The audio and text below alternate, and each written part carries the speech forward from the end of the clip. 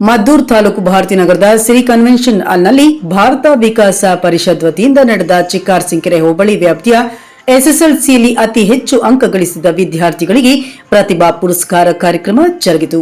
ಕಾರ್ಯಕ್ರಮದಲ್ಲಿ ನಿವೃತ್ತ ವಿಷಯ ಪರಿವೀಕ್ಷಕ ಸಿಎಲ್ ನಂಜರಾಜ್ ಅವರು ಮಾತನಾಡಿ, ವಿದ್ಯಾರ್ಥಿಗಳು ವಿದ್ಯಾಭ್ಯಾಸ ಪಡೆದು ಸರ್ಟಿಫಿಕೇಟ್ ಪಡೆಯುವುದಕ್ಕಿಂತ ಸಂಸ್ಕಾರವಂತರಾಗಬೇಕು, ದೇಶ ಪ್ರೇಮಿಗಳಾಗಬೇಕು, ಗುಣವಂತರಾಗಬೇಕು ಎಂದು ಹೇಳಿದರು. ಪೋಷಕರು ತಮ್ಮ ಮಕ್ಕಳನ್ನು ನಮಗಿಂತ ಹೆಚ್ಚಿನ ರೀತಿಯಲ್ಲಿ ವಿದ್ಯಾಭ್ಯಾಸ ಪಡೆದು ಉನ್ನತ ಉದ್ಯೋಗವನ್ನು ಪಡೆಯಬೇಕೆಂಬ ಹಂಬಲ ಪ್ರತಿಯೊಬ್ಬರಲ್ಲೂ ಇರುತ್ತದೆ. ಆದರೆ ಕೆಲವು ಮಕ್ಕಳು ಸಂಸ್ಕಾರವನ್ನೇ ಮರೆತು ಬಿಟ್ಟಿರುತ್ತಾರೆ. ಹಾಗಾಗಿ ಓದುವುದರ ಜೊತೆಗೆ ಸಂಸ್ಕಾರದ ಗುಣಗಳನ್ನು ಮೈಗೂಡಿಸಿಕೊಂಡು ಸಂಸ್ಕಾರವಂತರಾಗಬೇಕೆಂಬುದು ನಮ್ಮ ಆಶಯ ಎಂದರು. ಭಾರತ ವಿಕಾಸ ಪರಿಷತ್ನ ಮೈಸೂರು ಪ್ರಾಂತ ಉಪಾಧ್ಯಕ್ಷೆ ಮಾಯಪ್ಪ ಅವರು ಈ ಸಂದರ್ಭದಲ್ಲಿ ಮಾತನಾಡಿ, ಮಕ್ಕಳಲ್ಲಿ ಈಗ ವಿವಿಧ ರೀತಿಯ ಶೈಕ್ಷಣಿಕ ಗುಣಮಟ್ಟಗಳನ್ನು ಕಾಣಬಹುದು.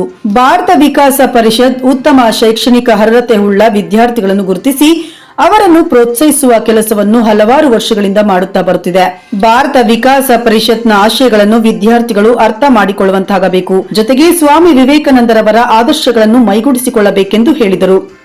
ಉದಯ್ ಆಪ್ಟಿಕಲ್ಸ್ ಮಾಲೀಕ ಕೆಟಿ ಬಾಬುಕೃಷ್ಣ ಪ್ರಸಾದ್ ಅವರು ಕಾರ್ಯಕ್ರಮವನ್ನು ಉದ್ಘಾಟಿಸಿದರು.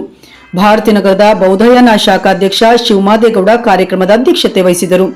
ನಂತರ ಎಸ್ಎಸ್ಎಲ್ಸಿಯಲ್ಲಿ ಅತಿ ಹೆಚ್ಚು ಅಂಕ ಗಳಿಸಿದ ಚಿಕ್ಕಾರಸಿಂಕೆರೆ ಹೋಬಳಿಯ ನವ್ಯ, ಶ್ರೇಯ, ರಮೇಶ್, ಕರ್ಣ, ಮನೀಶ್, ಸಿಂಚನ, ರಚನಾ, ತೇಜಸ್ ಗೌಡ, ಇಂದ್ರಜಿತ್, ಗಾನವಿ, ಮನ್ವಿತಾ, ಜೀವಿತಾ, ಕಾವ್ಯಶ್ರೀ ಸೇರಿದಂತೆ 25 ಮಂದಿ ವಿದ್ಯಾರ್ಥಿಗಳಿಗೆ ಸ್ಮರಣಿಕೆ ನೀಡಿ ಸಾಲು ಹೊದಿಸಿ ಪುರಸ್ಕರಿಸಲಾಯಿತು. ಈ ಸಂದರ್ಭದಲ್ಲಿ ಭಾರತ ವಿಕಾಸ ಪರಿಷತ್ನ ಕಾರ್ಯದರ್ಶಿ ಕೆಎಸ್ ಶಿವರಾಮು, ಕೋಶಾಧಿಕಾರಿ ಗಾಯತ್ರಿ, ಸದಸ್ಯರುಗಳಾದ ಶೆಟ್ಟಳ್ಳಿ ಬೋರಯ್ಯ, ದಾಸೇಗೌಡ, ಪುಟ್ಟರಾಮರಾಜೆ ಹರಸ್, ನಂಜುಂಡೇಗೌಡ, ಅಣ್ಣೂರ್ ಸತೀಶ್, ಡಾಕ್ಟರ್ ಸೌಮ್ಯ, ಕೆಂಪೇಗೌಡ, ಲಿಂಗಯ್ಯ, ಗುಡಿಗೆರೆ ವೆಂಕಟೇಶ್, ಎಎಲ್ ರಮೇಶ್ ಸೇರಿದಂತೆ ಹಲವರಿದ್ದರು.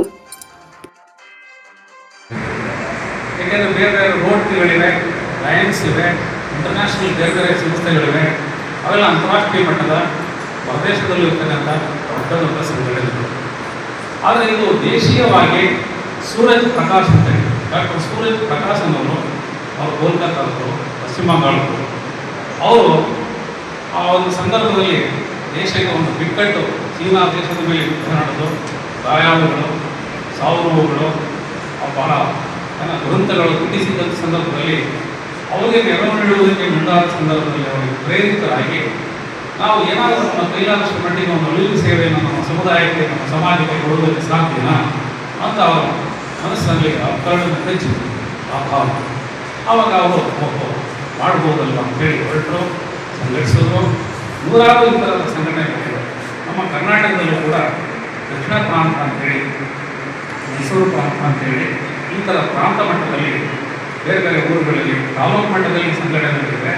ಹೋಬಳಿ ಮಟ್ಟದಲ್ಲಿ ಒಂದು ಶಾಖೆಯನ್ನು ತೆರೆದು ನಡೆಸ್ಕೊಂಡು ಬಂದಿರೋದು ಇಲ್ಲವೇ ಇಲ್ಲ. ನಮಗೆ ಹೆಮ್ಮೆ ಆಗ್ತದೆ, ಭಾಳ ಜಂಬದಿಂದ ಗರ್ವದಿಂದ ಹೇಳ್ತೀವಿ. ಹೋಬಳಿ ಮಟ್ಟದಲ್ಲಿ ಇಂಥ ಒಂದು ಸಂಘಟನೆ ರೂಪಿತವಾಗಿ, ತುಂಬ ಸುಸಜ್ಜಿತವಾಗಿ, ಅಚ್ಚುಕಟ್ಟಾಗಿ, ತನ್ನ ಕೈಲಾದಷ್ಟು ಮಟ್ಟಿಗೆ ತನ್ನ ಇತಿಮಿತಿ ಒಳಗಡೆ ಈ ಸಮುದಾಯಕ್ಕೆ ಅಷ್ಟಿಟ್ಟು ಸೇವೆಯನ್ನು ಸಲ್ಲಿಸಲಿದೆ. ಅದು ಅವ್ರು ನಾವು ಟಾಪರ್ ಆಗಿದ್ದೀವಿ ಅಂತೇಳಿ ಸುಮ್ಮನೆ ಇರೋಕ್ಕಾಗೋದಿಲ್ಲ. ಮತ್ತಷ್ಟು ಇನ್ನು ಹೆಚ್ಚಿನ ಒತ್ತಡ ಕೊಟ್ಟು ನಿಮ್ಮ ಭವಿಷ್ಯವನ್ನು ರೂಪಿಸಿಕೊಳ್ಳುವುದಕ್ಕೋಸ್ಕರವಾಗಿ ನಿಮ್ಮ ತಂದೆ ತಾಯಿಗಳಿಗಾಗ್ಬೋದು, ಅಥವಾ ನಿಮ್ಮ ಪೋಷಕರಿಗಾಗಿರ್ಬೋದು, ಅಥವಾ ನಿಮ್ಮ ಗುರುಗಳಿಗಾಗಿರ್ಬೋದು, ಅಥವಾ ನಿಮ್ಮ ಸಾರ್ವಜನಿಕವಾಗಿ ಕೂಡ ನೀವೆಲ್ಲರೂ ಕೂಡ ಗುರುತಿಸಿಕೊಂಡು ನಮ್ಮ ದೇಶದಲ್ಲಿರ್ತಕ್ಕಂಥ ಸಂಸ್ಕೃತಿ, ನಮ್ಮ ಭಾವನೆಗಳು, ನಮ್ಮ ಸಹಕಾರ ಎಲ್ಲವನ್ನೂ ಕೂಡ ನೀವು ಮೈಗೂಡಿಸಿಕೊಂಡು ಮುಂದಿನ ಭವಿಷ್ಯದಲ್ಲಿ ನಿಮ್ಮ ಭವಿಷ್ಯವನ್ನು ರೂಪಿಸಿಕೊಂಡು ಒಂದು ಈ ಭಾರತ ದೇಶದ ಒಬ್ಬ ಸತ್ಪ್ರಜೆಯಾಗಿ ಬೇಕು ಅನ್ನುವಂಥದ್ದು. ಎಲ್ಲರಲ್ಲೂ ಚೈತನ್ಯ ಇದೆ ಮಕ್ಕಳೇ, ನೀವೆಲ್ಲರಲ್ಲೂ ಚೈತನ್ಯ, ಶಕ್ತಿ. ಆ ಶಕ್ತಿಯನ್ನೇ ಉಪಯೋಗಿಸಿಕೊಂಡ್ರೆ ಮಾತ್ರ, ಇಲ್ಲ ಅಂದ್ರೆ ಸಾಧ್ಯ ಆಗ್ತದೆ. ಎಂತೆಂಥ ಮಹನೀಯರು ಇವತ್ತು ದೇಶದಲ್ಲಿ ಎಂತೆಂಥ ಅದ್ಭುತವಾದಂಥ ಕಾರ್ಯವನ್ನು ಮಾಡಿದ್ದಾರೆ, ಅಷ್ಟೊಂದು ದೊಡ್ಡ ಮಟ್ಟಕ್ಕೆ ಹೋಗಿದ್ದಾರೆ. ಅವರೆಲ್ಲರೂ ಮಕ್ಕಳೇ ದೊಡ್ಡ ಶ್ರೀಮಂತ ಮಕ್ಕಳೇನಿಲ್ಲ, ಎಲ್ಲ ಬಡತನದಿಂದ ಬಂದದ್ದು. ವಿದ್ಯೆ ಇದೆಯಲ್ಲ, ಇದು ಅತ್ಯಂತ ದೊಡ್ಡ ಸಂಪತ್ತು ಮಕ್ಕಳೇ. ಯಾವ ನಿಮ್ಮ ತಂದೆ ತಾಯಿ ಇಟ್ಟಿದ್ದಾರೆ, ಹಣ, ಆಸ್ತಿ, ಮನೆ ಏನಿದೆ ಎಲ್ಲಕ್ಕಿಂತ ದೊಡ್ಡ ಸಂಪತ್ತು ವಿದ್ಯೆ. Knowledge is power. ಇದೊಂದು ಮಾತ್ರ ನಿಮಗೆ ನೀವೇ ತಗೋಬೇಕು ಮಕ್ಕಳ, ಉಳಿದೆಲ್ಲವನ್ನ ನಿಮ್ಮ